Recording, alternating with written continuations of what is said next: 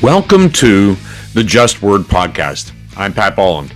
The Just Word Podcast is brought to you by Justwealth, investing the way it should be, just for you.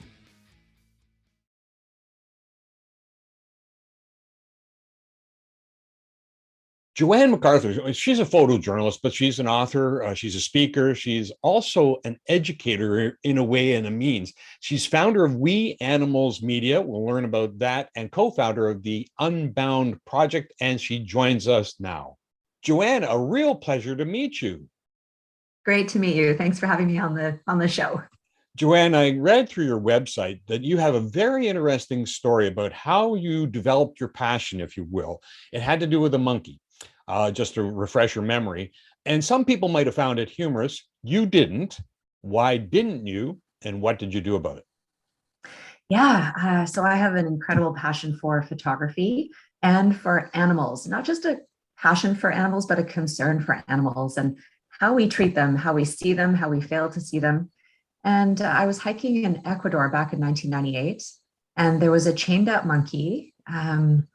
And people were crowded around this monkey taking pictures and laughing, and they thought this was kind of cute.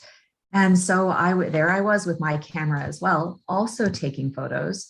But it's because I thought this was a really sad situation for the monkey, and I wondered whether I could do something with that image. And so I saw that, my point of view was different.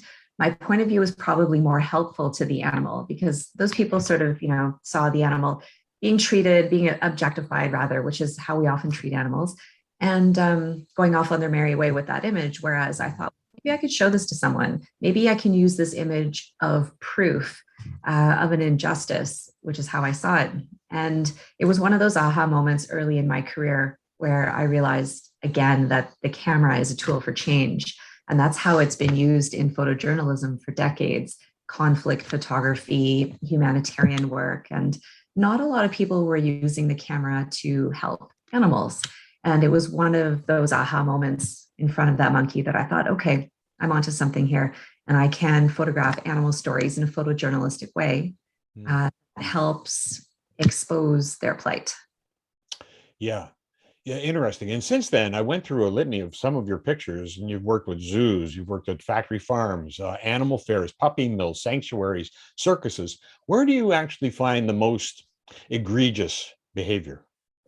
That's a really popular question. And I would say that it's everywhere. I've been to over 60 countries now. I travel about 6 months a year to tell animal stories. And, I look at the individuals. We use animals by the billions every year. And with fish, we don't even count the fish because it's impossible to count them. We measure them by the ton. So we have billions of animals in use in industrial farming and in zoos and animal research labs. But, in terms of what's most egregious, then I zoom in onto the individuals. And I look at their loneliness. I look at their confinement, their lack of autonomy. And so I see that in every single country and in every single industry. My focus is on the really large scale industrial farming as well, because we see massive quantities of animals being churned out for consumption. And those animals are generally hidden to us. And so while we are very comfortable looking at wildlife, we're comfortable looking at our pets, our companion animals. There are these categories of animals that we just don't really consider. So that, this has been a work of about 2 decades now. It's certainly grown and it continues. Yeah, but what's interesting, funny you said industrial farming, because I come from a farming background, and on one part we have a cow-calf operation, and those cows are treated very well, and the other ones are treated in a confined space, but again, very well. And I would suspect that our local farmers, where we're located, would give you significant resistance and saying, we got to feed the world. Where do you find resistance? Well, there is a lot of resistance. There are things, be they humanitarian or in the animal world or in research, where things that happen behind closed doors, because quite often if the public saw what was going on, they would have some questions. So there would be resistance. especially when it comes to industrial farming. There was resistance from the government. For example, my NGO, it's a nonprofit. It's not a charity because of the illegal nature of our work. So often journalists have to probe farther than what is legal. So we trespass, for example. And as a result of that, we were not given charitable status. I know you have a question for me later about how we generate revenue for this photo agency. How you financially support yourself. This is a business broadcast, and so we're kind of off the reservation a little bit, but still very interesting. Let's get into it. We'll get to that later. Well, I want to talk about what you're doing. I think that's cool. Yeah. Well, there is resistance, but there is also just a landslide of doors opening to this kind of work and to these conversations. When I started a few decades ago, there was nowhere to publish images of the suffering of animals. I mean, we cared a lot less and we knew a lot less about ethology, animal behavior, animal sentience, and just how fantastic and brilliant and complex all of these animals are. And so doors are opening everywhere. And we're also seeing that in our business with the amount of funding and grants and donors that we have, because people want us to do this work. I would love to work more with farmers, but my stance is that we can live happy and healthy lives without using others. And so, there's a clash there. And farmers might say to me, well, you want to take away my business and my livelihood. And it's not that I want to do that. It's that I would love to see other forms of agriculture replacing animal agriculture so that there's less suffering and less families being broken up, cows, pigs, chickens, etc. And because we can feed the world on all the food that we actually feed to animals. So it's like animals in a way are a middleman for the protein that they are giving to us when we eat them. So instead of eating the animal, we can just eat all of the things that we're producing. The nutrients that go into the animal. And I get that. I have a son who's a vegetarian, and he tells me the same kinds of things. I'm not a complete buy-in, I have to be honest. But I mean, everybody's entitled to their opinion, right? I like that it's a solution to not just the animal question, but the environmental question as well. And how do we feed 7 billion, 8 billion, 9 billion people with less environmental effect? Yeah, it's a valid and worthy cause. Talk to me about some of your successes. And I understand you've got a picture recently, Hope in a Plantation, that features a kangaroo that's been very popular. Then how do you leverage that popularity in terms of your, I'll call it a business? Yes. Okay. I love this. Well, coming back to the camera being a tool for change, there is an image that I photographed recently at the Australian bushfires. So it is of a kangaroo. She's in her burned home. She's in a burned eucalyptus plantation, and she's looking at me. It's one of these, she's kind of in the hero pose because I'm crouched down low and I'm shooting up at her, and she has a joey in her pouch. And she has become iconic of the climate catastrophe and its effect on animals. And it's an interesting image because it's an image of sorrow and devastation. You see that her home has been burned, but you see that she's one of the survivors. And an estimated 3 billion animals died or were displaced during those fires. And people need to see the reality of the effects on animals, but they also need hope. We know that we're programmed that way. We don't want to feel paralyzed by images of absolute devastation. And when we feel hope, we feel more motivated to take part in the change. And so this is an image that has won many of the major awards in the world. And people are saying, this is now iconic of animals in the climate catastrophe. And I saw some pictures too of Western Canada and the flooding that was happening and cattle being migrated across rivers and those kinds of things. Those would be less effective in transmitting the concept of hope? Well, our images, I say our because it's not just me shooting. We have about 65 contributors globally now to our agency. And I would say that we use a variety of images for a variety of campaigns. So while We Animals Media is not a campaigning organization, we provide materials to other NGOs for their campaigning, whether it's, layer hens or people working with animals in climate change, helping to reduce the number of animals in medical testing, all of this. And so what our model is to look at the trends in animal advocacy, what is needed from NGOs globally, and can we provide them as journalists, as filmmakers, and as writers? Can we gather this material for you?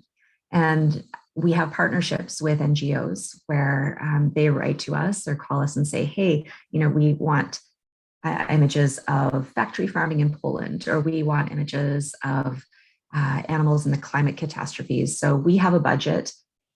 Can we send you for 2 weeks? Sometimes we really would like a certain kind of image on our stock site. So we have a stock site where all of our images are made free to anyone helping animals, and we see we have a deficit of a certain kind of image. So then we will go and shoot, promote that we're shooting. People donate because we do all these projects.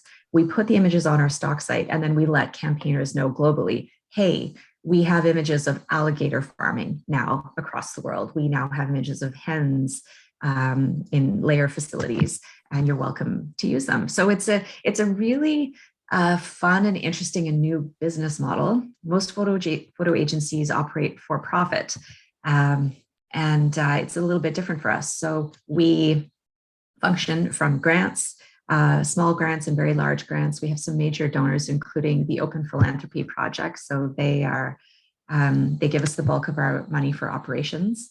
And then we have monthly donors. We have random donations coming in. We apply for grants as well for projects. It might be 5,000, 20,000, 50,000. It's been really fun to build this out of a project. It used to be the We Animals project, me and a camera, but I wanted to be more strategic. I wanted to reach more people. And so what did I need? I needed communications and operations people. We needed to build an archive, a stock site where all the images would be. Right. And then you're paying the photographers to go out and take those pictures. So you're providing the financing as well. Good. Yes. Thanks for mentioning that, because we do have funding for assignments. So we give assignments, we pay those photographers. And then there are a lot of photographers out there who have shot work already and who would like a home for their work so that their work is not just sitting on a hard drive, not getting used. And so we have a lot of contributions from their existing material. We are able to give a kickback to the photographers if people make donations for that use, or if they are licensing the images for commercial use. So if they are for profit, if they are fundraising off of the images, then they have to buy the images from us. So it's just been like a whole process of figuring out how to make this work. And how do you vet the photographers, though? How do we vet the photographers? Yeah, good question. We have National Geographic photographers, but we also have new photographers who are really keen, scrappy, going out there and doing, learning to do the work. It can be really difficult, this field work, this conflict work. And, but, some of these up and comers are taking really good images. So we provide mentorship. We look at their portfolio and say, do more of this, less of that, and we'll take these 5 images in the meantime. We also have a mentoring program through our masterclass. So people write to me every single day and say, how do I do what you do? How do you gain access? How do you cope? On and on. So we have a 2.5-hour masterclass. It's 8 episodes. It's self-guided. It's $45. So that's also a little bit of revenue for us. And people can learn to be an animal photojournalist through. Okay, so then is this? I know you've got a project called Unbound that you do with Dr. Carrie Cronin, and it was a book, and then you've gone into this project. Talk to me about the project number 1. Is this part of it? These programs that you're putting together, and then number 2. What I found curious is it's only for women. So I'd like to know why. Oh, yeah. So I would say it's not that it's only for women, it's about women. I'd love to tell you about that. And It's a common question. So Unbound is about women on the front lines of animal advocacy worldwide. And the reason I started this project is because everywhere I was traveling, I was seeing women on the front lines doing the work, mostly women, way more than men. And I thought, am I just imagining that because I'm a feminist or because I'm a woman? And so I did some research, and true to what I was seeing, it's that the animal advocacy labor is made up 60 to 80% women, but it's often a man who's leading an organization, or who is the spokesperson for an organization. And I mean, we see that worldwide, don't we? Like In every business, yes. yes, exactly. And so what I wanted to do was create a project that uplifted the work of women. Um, I do what I do in part because I had women like Dr. Jane Goodall to look up to. And I wanted to uplift the work of these women, whether they are animal rights lawyers, veterinarians, sanctuary founders, artists, and help boost up their work. And so we do articles and films about them. Recently, we did a great little film on an entrepreneur named Miyoko Shinner, and she creates vegan cheeses. And she's like, has like millions of dollars in investments coming in every year. Her work is just exploding. And she's just this like tiny Japanese American woman who is like such a powerhouse. And so it was really cool to feature her, for example. And, we were going to make a book out of it, but their stories keep changing so quickly that by the time we get around to doing a book, like we'd have to redo all the interviews. And so we're keeping this to an online project. It's been 7 years now. We have like 70 or 80 different features on cool people doing cool things. Yeah, hence the We Animals media now. Yes. So this project turned into a photo agency so that we could be strategic, so that we could become a not-for-profit, get funding in that way and keep going. We have 6 staff, full-time, part-time, lots of volunteers, lots of independent contractors. And I think that we, seem to be on the right side of history and on the right path because we have just such an incredible swell of support. We're seeing animal stories in the mainstream all over the place now, and we're really happy to be contributing strong materials and important stories to that. Not that you've given up writing. Your most recent book has got an interesting title, Hidden. Everybody gets what hidden is. Animals in the Anthropocene. And I don't know what that word, I didn't, I Googled it. Yeah. What is the context? It's so funny. I wanted Animals in the Anthropocene to be the title, but absolutely everyone said 100% no, unequivocally, you can't use, can't even pronounce it. They don't know what it is. I get them. I'd be on their side. Yeah, so we used it as a subtitle. And the Anthropocene, anthro being man, human, scene being the epoch, the Anthropocene is the proposed name for this current geological era. It means that we have absolute planetary domination over the environment, over animals. Every inch of the planet is being exposed to our dominance, our effect, be it through pollution, being it through habitat loss. And so our book shows a really stark look at how animals are living and dying at our hands in the Anthropocene. It's a really harsh book. We didn't want to, flinch away from what animals are going through. And wonderfully, it's winning a lot of awards. It won the top award in one of the international competitions. It was the titled Book of the Year. We were really surprised because these awards go to humanitarian causes for the most part.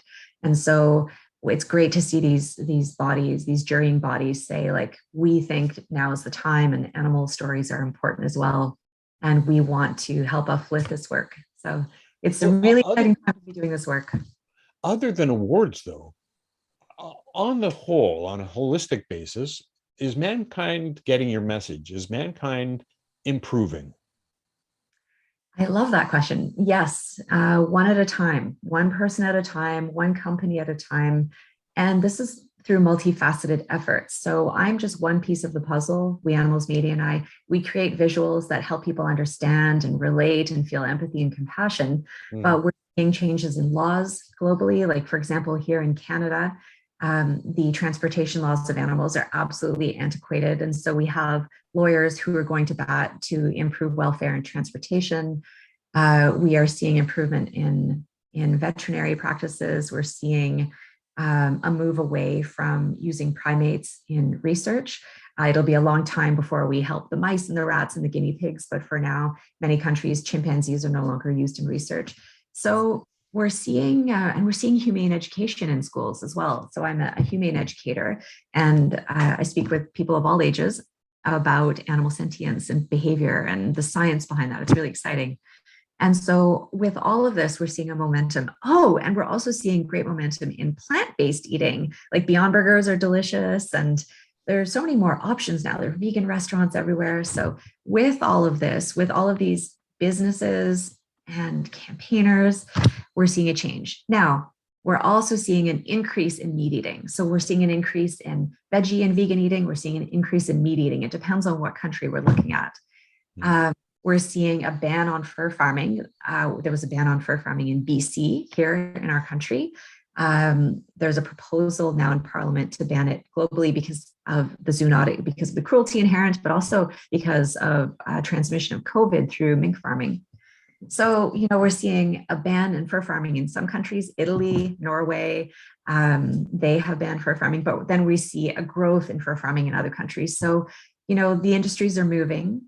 And I think what we need to do is just keep building an understanding and an ethos that animals want to do their own thing, and they don't want to be in tiny cages. They want to choose their families. They want to, do what they want to do, and we deprive them of that. And I think that the growing ethos is there. Younger generations, they don't want to see animals in confinement unnecessarily and all this. So this may be a long answer to your question, but there's a lot going on. Yeah, but the short answer is, and this is exactly what you're doing, you're raising consumer awareness, because if you make the consumer more aware, then you'll achieve what you'd like, I think.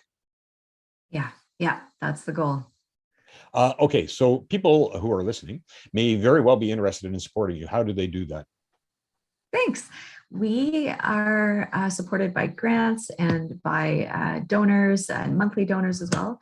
So what they would have to do is just go to our website, which is weanimalsmedia.org, and they can click the support button and help us out. And, people can also send us ideas on things they've seen that they want us to cover. NGOs can reach out to us for partnerships. So there's a lot there. JoAnne, this was a fascinating story. It went a lot more different than I thought it would. I actually enjoyed it. I thought it'd be more, head-butting, but I think your cause is an interesting and a good one. Thanks so much for your time. Oh, I really appreciate it. Thanks for the interview. Okay. JoAnne McArthur runs We Animals Media.